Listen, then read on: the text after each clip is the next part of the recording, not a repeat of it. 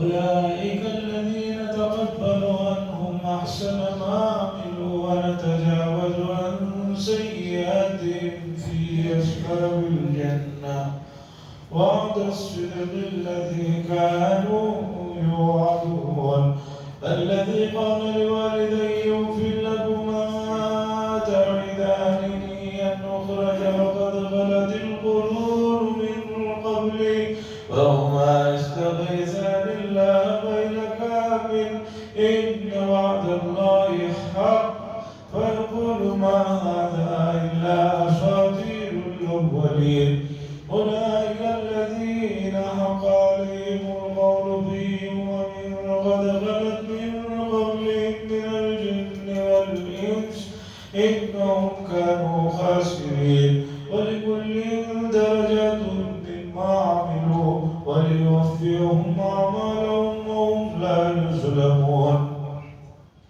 ويوم يعرض الذين كفروا على النار أذهبتم طيباتكم في حياتكم الدنيا واستمتعتم بها واليوم تجزون عذاب الهون بما كنتم تستكبرون في الأرض بغير الحق وبما كنتم تفسقون.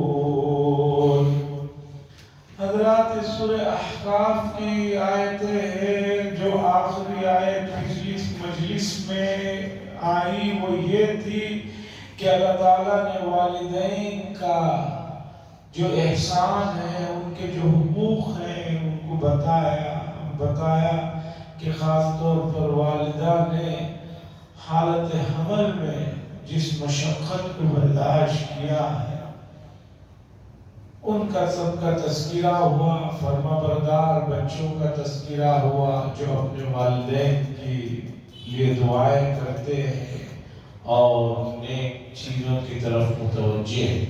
اللہ ان کے بارے میں فرماتے ہیں اولئک الذین، یہ وہ لوگ ہیں کہ جن کے اچھے اعمال کو ہم نے قبول فرما لیا اور ان سے ان کے سیئات کو غلطیوں کو درگزر فرما دیا اور یہ جنت والوں میں سے ہے اور یہ سچا وعدہ ہے جس کا ان سے کیا گیا تھا۔ اللہ فرما رہے ہیں جن کا ذکر اوپر ہوا جو والدین کی سنتے ہیں، فرما برداری کرتے ہیں اور ایمان اور اعمال صالحہ میں ہیں، اللہ فرما رہے ہیں وہ لوگ ہیں جن کے نیک اعمال کو ہم نے قبول کیا، غلطیوں کو درگزر کیا اور جنت والوں میں سے۔ اب کچھ ایسے بھی بچے ہیں جو ماں باپ کی سنتے بھی نہیں ہیں اور خاص طور پر اسلام کی بات بھی ماں باپ کہے تو سنتے نہیں ہیں، ان کے بارے میں اللہ فرما رہے ہیں والذی قال لوالدیہ، اور ایک وہ بھی ہے جو اپنے والدین سے کہتا ہے اف لکما، تف ہو تم پر، افسوس ہے تم پر، تم لوگ مجھے یہ کہتے ہو کہ دوبارہ زندہ کر کے اٹھایا جائے گا، اتعیدانی ان اخرج، مرنے کے بعد دوبارہ اٹھایا جانا اسلام کے عقیدہ ہے، تم لوگ جو یہ کہتے ہو کہ میں مرنے کے بعد دوبارہ اٹھایا جاؤں گا، وقد خلت القرون من قبلی، اور ہم سے پہلے کتنے لوگ ہیں، کتنی نسلیں ہیں جو گزر چکے ہیں، وہما، اور ماں باپ ہیں، استغیثان اللہ سے دعا کرتے ہیں اور اس بچے سے کہتے ہیں ویلک آمین، تیرا ناس ہو تو ایمان کیوں نہیں لے کر آتا؟ کیونکہ مکے میں ایسے لوگ بھی تھے کہ جن کے ماں باپ مسلمان تھے، ان کے بچے مسلمان نہیں ہو رہے تھے، تو ان وعد اللہ حق، بے شک اللہ کا جو وعدہ ہے وہ حق ہے، تو یہ کہتا ہے کون جو ایمان نہیں لایا ہے وہ کہتا ہے فَيَقُولُ مَا هَذَا إِلَّا أَسَاطِيرُ الْأَوَّلِينَ، یہ جو کچھ تم باتیں سنا رہے ہو کر رہے ہو یہ پچھلے گزرے ہوئے لوگوں کے افسانے ہیں، گزرے ہوئے کہانیاں ہیں، میں ان چیزوں کو سب نہیں مانی۔ اولئک الذین حق علیہم القول، اللہ فرماتے ہیں یہ وہ لوگ ہیں کہ جن پر اللہ کی یہ بات ثابت ہو چکی ہے، واقع ہو چکی ہے گزری ہوئی قوموں میں سے، جو انسان اور جنات جو گزرے ہوئے ہیں ان میں سے یہ لوگ بھی ہیں، یعنی ان پر بھی اللہ کا جو وعدہ ہے ہلاکت کا وہ ثابت ہو چکا ہے۔ انہم کانوا خاسرین، بے شک یہ لوگ جو ہے بہت خسارے میں ہیں۔ وَلِكُلٍّ دَرَجَاتٌ مِّمَّا عَمِلُوا، اور ہر ایک کے لیے جو اس نے کام کیے ہیں ان کے درجات ہوں گے۔ جہنم میں بھی درجات ہیں۔ ایک آدمی وہ ہے جس کے جرائم، جس کے گناہ بہت زیادہ ہیں، ان کا الگ کیٹیگری ہے۔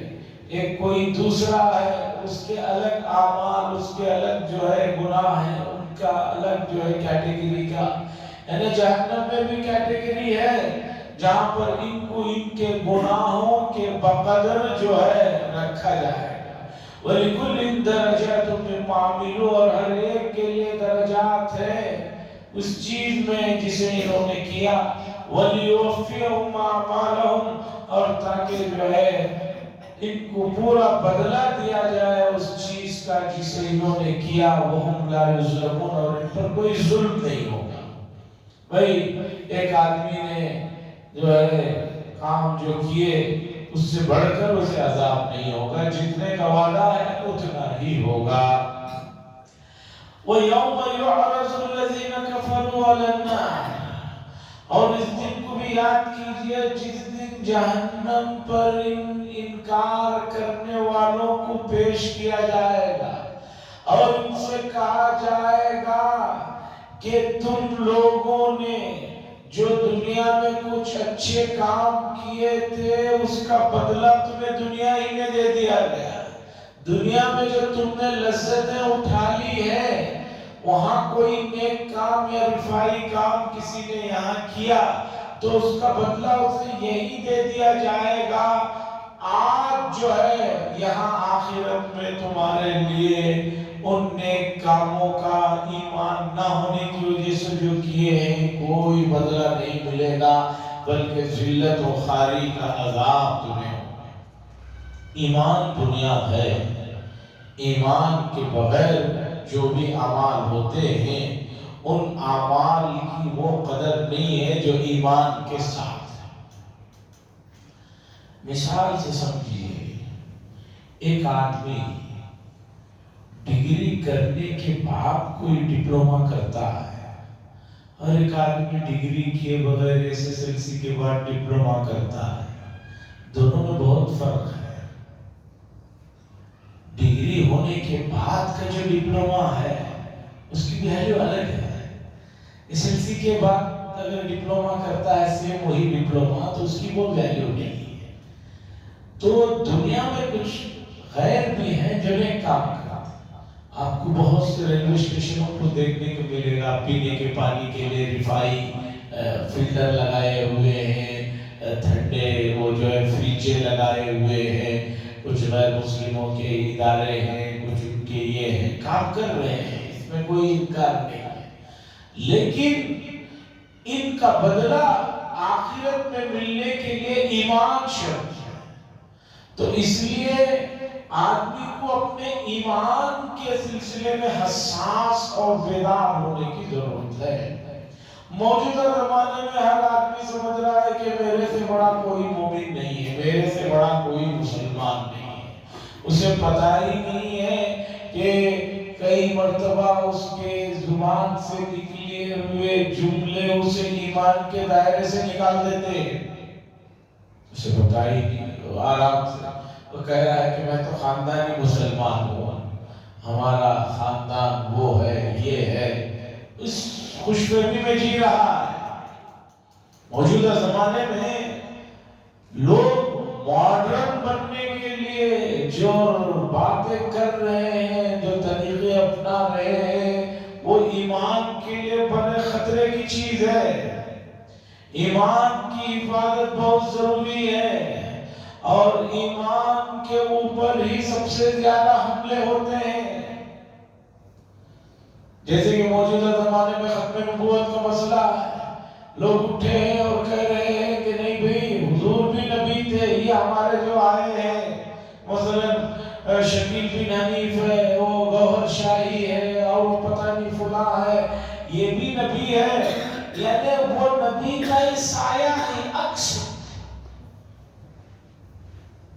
ذیلی نبی نہیں اس طرح کیا بھائی حضور تو اصل نبی ہے، اب اس کا ایک سایہ ہوتا ہے نا، اس طرح یہ سایہ ہے۔ اب ہمارے جو لوگ ہیں اتنے بھولے بھالے، وہ کہتے ہیں کہ وہ بھی تو ان کو آخری نبی مان رہے ہیں، یہ ان کا سایہ مان رہے ہیں، سایہ مان لینے میں کیا پریشانی ہے؟ سایہ ہو، ذیلی ہو، برزی ہو، وہ ہو، چھوٹا ہو، بڑا ہو، کسی بھی طرح کا کوئی نبی حضور کے بعد اگر کوئی بات کرتا ہے، اس کی بات کوئی سنتا ہے، وہ ایمان سے نکل جائے گا۔ لوگ اللہ کے وجود پر بحث کر رہے ہیں، کیا نوبت آئی ہے دیکھو کہ آج جو ہے ہمیں اللہ کے وجود کو ثابت کرنے کے لیے دلائل دینا پڑ رہا ہے۔ اس طرح کی لوگوں کی باتوں کو آپ سنیں گے، ان کی کسی بھی طرح کی محفلوں میں مجلسوں میں جائیں گے، آپ کا ایمان مشکل ہے بچنا۔ تھوڑا سا بھی آپ کے دل میں اللہ کی ذات کے بارے میں تھوڑا سا بھی خدشہ آیا، ان کی بکواس سن کر، بہت مشکل ہے ایمان کا باقی رہنا۔ ایمان اتنا مضبوط ہونا چاہیے کہ لاکھوں نہیں، کروڑوں نہیں، اربوں لوگ کچھ بھی ایک طرف کھڑے ہو کر بکواس کریں، آپ کو اپنے اللہ کی ذات کے سلسلے میں تھوڑا سا بھی شک و شبہ نہیں ہونا چاہیے۔ ہو رہا ہے، ڈال دیا گیا ہے۔ انگریزوں نے بات کہی تھی ملک کی آزادی کے سلسلے سے پہلے کہ کسی جھوٹ کو اتنا بولو کہ جو ہے اسے لوگ سچ سمجھنا شروع کرتے، بلکہ بولنے والا بھی سچا سمجھنا شروع کرتے۔ عرب کے اندر ایک آدمی تھا، ذرا دماغی کمزور تھا، اسے بچے محلے کے اس زمانے میں بہت تنگ کرتے تھے، تو بچوں سے چھٹکارا پانے کے لیے کیا کرتا، یہ کہتا ارے بھائی تم لوگ یہاں میرے پیچھے پڑے ہو اور وہاں فلاں شیخ صاحب جو ہے وہ کھجوریں اور کیا کیا کھانے کی مٹھائیاں بانٹ رہے ہیں۔ وہ جو ہی بچے سنتے، شریف بچے جو اسے ستا رہے ہوتے، وہ فوراً اسے چھوڑ کر وہ فلاں جگہ بھاگتے جہاں وہ مٹھائی اور کھجور کا اس نے بات کی، وہاں بھاگتے۔ اور یہ آدمی جو ان بچوں سے چھٹکارے کے لیے جھوٹ بول رہا تھا، بچے جب پورے چلے جاتے ہیں تو یہ کہتا ہے کہ ہو سکتا ہے کہ میں نے جو جھوٹ بولا وہ سچی ثابت ہو جائے، یہ بھی ان کے پیچھے بھاگتے۔ نفرت العرب میں اس آدمی کا نام وغیرہ ذکر کیا، اس وقت ذہن سے نکل گیا، تو یہ عالم ہے، خود ہی جھوٹ بولا ہے، بچوں کو بھگایا ہے، تھوڑی دیر کے بعد کہہ رہا کہ بھی صحیح میں ہو جائے کہ بھی بات ہی رہے ہو، چلو میں بھی بھاگتا ہوں، پیچھے بھاگتا ہی۔ تو اسی طرح موجودہ زمانے میں اللہ کی ذات کے سلسلے میں اتنا کچھ بکواس کیا جا رہا ہے، اتنا بولا جا رہا ہے، ایسے ایسے انداز میں بولا جا رہا ہے، ایسے ایسے سوالات کیے جا رہے ہیں اور ایسے ایسے کنفیوژنیں پیدا کیے جا رہے ہیں۔ اگر اللہ ہے تو یہاں ایسا ہو رہا ہے تو اسے کیوں نہیں روکتے ہیں؟ وہی گھسے پٹے دو تین سوالات ہیں، بیٹھ کر سمجھنا چاہے تو ان دو تین سوالات کو آپ سمجھ جائیے، کبھی بھی آپ کو کوئی نہیں بہکا سکتا۔ بات ایک ہی ہے، اسی کو جو ہے گھما پھرا کر وہی لا کر بات رکھی جاتی ہے۔ تو اس طرح کا مسئلہ ہے۔ تو ایمان کے بغیر جن لوگوں نے یہاں پر کچھ کام کیا ان کو یہاں اس کی کچھ عیش عشرت لذت دے دی جائے گی. اللہ فرما رہے ہیں قیامت کے دن ان کو جہنم کے سامنے پیش کیا جائے گا اور کہا جائے گا کہ بھئی یہاں پر تمہیں کچھ بھی نہیں ملے گا سوائے ذلت کے عذاب کے. وَيَوْمَ يُعْرَضُ الَّذِينَ كَفَرُوا عَلَى النَّارِ، اور اس دن جس دن انکار کرنے والوں کو جہنم پر پیش کیا جائے گا. اذهبتم طیباتکم فی حیاتکم الدنیا واستمتعتم بها، تم لوگوں نے لذتیں دنیا میں حاصل کر لی ہیں اور اس سے جو فائدہ تمہیں جو ہے اٹھا لیا ہے وہی ہے. فَالْيَوْمَ تُجْزَوْنَ عَذَابَ الْهُونِ، آج کے دن تمہیں ذلت کا رسوائی کا عذاب ہوگا بسبب اس کے کہ تم لوگ زمین پر تکبر کرتے تھے، اتراتے تھے بغیر کسی حق کے، اور اس چیز میں جس میں تم نے حد سے تجاوز کیا اس کا عذاب ہے تمہیں آج ڈالا جائے گا. وہ چیزیں جو تھی وہاں پر لے کر دی ہے. مکے والوں کو مکے کے قریب مکے کے لوگوں کا سفر یمن میں ہوتا تھا. یمن کی طرف ایک بار سال میں کرتے تھے سفر، ایک بار ملک شام جاتے تھے سامان لانے کے لیے.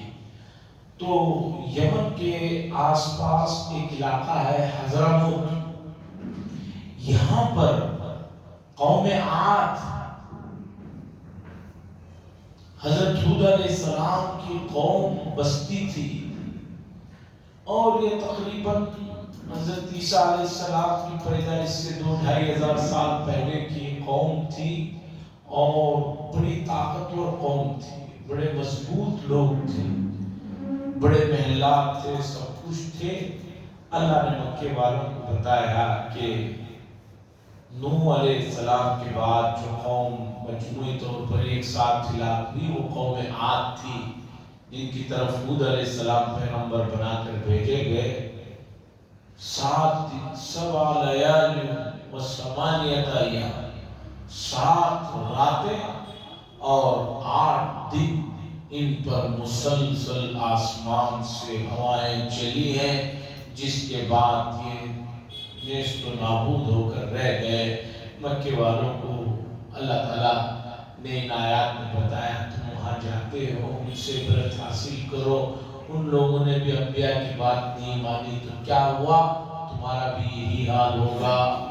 وَاذْكُرْ أَخَا عَادٍ، اور یاد کیجئے اور ذکر کیجئے عاد کے بھائی کا، یعنی اخا عاد. عاد قوم کا نام ہے، ان کے درمیان میں جو پیغمبر تھے ان کا نام ہے ہود علیہ السلام. اذ انذر قومه، اس وقت جب کہ انہوں نے اپنی قوم کو ڈرایا بالاحقاف. احقاف کہتے ہیں ٹیلے دار، جو بڑے بڑے ٹیلے دار جو علاقے ہوتے ہیں جیسے پہاڑ جیسی چیزیں ہوتے ہیں وہاں یہ لوگ بستے تھے.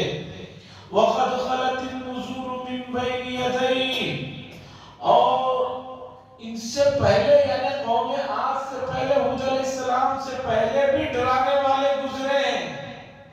ہود علیہ السلام سے پہلے بھی انبیاء گزرے، انہوں نے بھی اپنی قوموں کو ڈرایا. ومن خلفی، اور ان کے پیچھے بھی، اللہ تعبدوا الا اللہ، ایک ہی بات ہے کہ اللہ کے علاوہ کسی کی عبادت مت کرو. انی اخاف علیکم عذاب یوم عظیم، بے شک میں ڈراتا ہوں تم کو اس بڑے والے دن کے عذاب سے، یعنی قیامت کے دن کے عذاب سے. قالوا اجئتنا لتأفكنا عن آلهتنا، قوم کہنے لگی کیا تم اس لیے ہمارے پاس آئے ہو کہ ہمیں اپنے معبودوں سے برگشتہ کر دو. فَإِن فَأْتِنَا بِمَا تَعِدُنَا إِن كُنتَ مِنَ الصَّادِقِينَ، ہم تو آپ کی بات ماننے والے نہیں ہیں، اگر آپ کچھ کر سکتے ہیں جس چیز کا ہمیں وعدہ کر رہے ہیں، ڈرا رہے ہیں، وہ عذاب کو لے کر آؤ اگر تم سچے ہو. حضرت ہود علیہ السلام نے کہا قَالَ إِنَّمَا الْعِلْمُ عِندَ اللَّهِ، بھئی عذاب کب آئے گا، کب اللہ بھیجیں گے، اس کا علم صرف اللہ کو ہے. وَأُبَلِّغُكُم مَّا أُرْسِلْتُ بِهِ، اور میرا کام صرف یہ ہے کہ میں اس چیز کو تم تک پہنچا دوں جس کا اللہ نے مجھے حکم دیا. وَلَكِنِّي أَرَاكُمْ قَوْمًا تَجْهَلُونَ، لیکن میں دیکھ رہا ہوں تم کو، تم بہت ہی جہالت پر اتری ہوئی قوم، نادانی کی باتیں کر رہے ہیں. اس کے بعد عذاب کا اللہ نے ذکر فرمایا۔ کیا ہوا؟ قوم ہود 3 سال تک مسلسل بارشیں بند ہو گئی، اور 2-2.5 ہزار سال بلکہ 200-400 سال پہلے کا بھی آپ اگر مطالعہ کریں گے تو انسانی زندگی میں بارش کا بڑا دخل تھا۔ پانی کے بغیر زندگی ختم ہے، ہر چیز پانی سے وابستہ ہے۔ 3 سال تک بارشیں بند ہو گئی تو قوم عاد کے لوگوں نے کچھ آدمیوں کو، 70 کے قریب آدمیوں کو مکے کو بھیجا کہ بھئی مکے میں جاؤ، جا کر اگرچہ وہاں اس وقت نوح علیہ السلام کی طوفان کے بعد کعبے کی عمارت ختم ہو گئی تھی، لیکن نشانات تھے، لوگ اسی کا طواف کرتے تھے۔ تم جاؤ وہاں جا کر کچھ دعا کرو، کچھ یہ کرو۔ وہاں سے لوگ آئے اور وہاں بھی جو مشرکین تھے ان کے پاس یہ رکے۔ ان لوگوں نے مہمان نوازی کی، 1 دن ہوا، 2 دن ہوا، 3 دن ہوا۔ دن میں مہمان نوازی ہوتی تھی، رات میں ان کے لیے 2 گانے والی باندیاں ہوتی تھی، وہ گانے سناتے رہتی تھی۔ 1 مہینہ ہو گیا تو یہ لوگ جانے کا نام ہی نہیں لے رہے۔ یہ جو آئے تھے حضرموت سے قوم عاد کے لوگ، کیونکہ وہاں تو 3 سال سے بارش نہ ہونے کی وجہ سے بڑی حالت نامختبی تھی، یہ 3 سال سے یہی پڑے ہوئے، وہ 3 سال کے بعد آئے، یہاں مہمان نوازی دیکھی تو یہی پڑے رہ گئے۔ آخر مکے کے لوگ بھی پریشان ہو گئے کہ یہ جاتے کیوں نہیں، مستقل یہی ٹھکانہ ڈال کے بیٹھے ہوئے۔ پھر انہوں نے وہ جو گانے والی باندیاں تھیں ان کے ہاتھ سے ایسے اشعار پڑھنے کرائے جس میں ان کو غیرت دلائی کہ بھئی نکل کر جاؤ، جس کام سے آئے وہ کام ہو گیا، نکلو اپنے یہاں چلتے رہو۔ پھر ان باندیوں نے جب اس طرح کے اشعار پڑھے تو ان کو احساس ہوا کہ بھئی ارے ہم تو کس کام سے آئے تھے، کیا ہو گیا۔ پھر یہاں سے لوگ نکلے۔ 3 سال تک بارش نہ ہوئی، اس کے بعد ایک دم آسمان پر ابر آیا۔ ابر آیا تو یہ لوگ خوش ہو گئے کہ بھئی بارش ہونے والی ہے۔ تو یہ لوگ باہر نکلے اور کہنے لگے یہ تو بڑی خوشی کی بات ہے، بارش ہونے والی ہے۔ اللہ نے فرمایا یہ ابر سے بارش نہیں ہوگی، جس چیز کا تم لوگ انکار کر رہے تھے، عذاب کا، عذاب اس کے ذریعے سے بھیجا گیا۔ اور 7 راتیں اور 8 دن، سورہ حاقہ میں اللہ نے فرمایا وَالسَّبْعَ لَيَالٍ وَثَمَانِيَةَ أَيَّامٍ حُسُومًا فَتَرَى الْقَوْمَ فِيهَا صَرْعَىٰ۔ اس کے بعد جو ہوائیں چلی ہیں، اے لوگ بالکل ختم و برباد ہو کر رہ گئے، جیسے درخت کو کاٹ دینے کے بعد، تنا کاٹنے کے بعد گر کر زمین پر رہتا ہے، ایسی حالت ہو گئی۔ اس آیت کی تفسیر میں ترمذی شریف میں ایک حدیث ذکر کیا گیا کہ اللہ کے نبی صلی اللہ علیہ وسلم نے فرمایا کہ ان کو جو ہوائیں بھیجی گئی، سمجھو ایک انگوٹھی کا جو حلقہ ہوتا ہے، صرف اتنا آسمان سے ان کو بھیجا گیا، اتنی جگہ سے بھیجا گیا تو اس قوم کا یہ حال۔ تو اللہ کے عذابات کا اندازہ لگا، یعنی ایک انگوٹھی کا جو حلقہ ہوتا ہے، پھینکتے ہیں تو وہ جو راؤنڈ ہوتا ہے، حضور نے فرمایا آسمان سے صرف اتنا حصہ کھولا گیا عذاب کے لیے، اور یہ لوگ برداشت نہیں کیے، سب کے سب جو ہے نیست و نابود ہو گئے۔ یہ اس کے بعد کی آیتوں میں آ رہا ہے، انشاءاللہ اپنی مجلس میں رکھا جائے گا۔ عزیزان گرامی، بہت جلد ماہ مبارک شروع ہو رہا ہے، خاص طور پر رمضان المبارک کی تیاریوں میں لگنا چاہیے، اور میں گزشتہ چند سالوں سے دیکھ رہا ہوں لوگ جو ہی رمضان آنا قریب ہوتا ہے، خدا جانے دنیا بھر کے کام، دنیا بھر کی مصروفیتیں ان کو ایسی آ جاتی ہیں کہ وہ نارمل دنوں سے بھی زیادہ رمضان میں باہر مسجدوں سے رہتے ہیں، بھاگا بھاگی کرتے رہتے ہیں۔ ایسا نہ کریں بلکہ اللہ کی طرف متوجہ ہوں۔ آخر دعوانا الحمدللہ رب العالمین، الحمدللہ رب العالمین، والصلاة والسلام علی سید المرسلین وعلى آله وصحبه أجمعين. اللهم أنت السلام منك السلام تبارك يا ذا الجلال والإكرام. صلى الله تعالى وسلم على خير خلقه محمد وعلى آله وصحبه أجمعين. الحمد لله.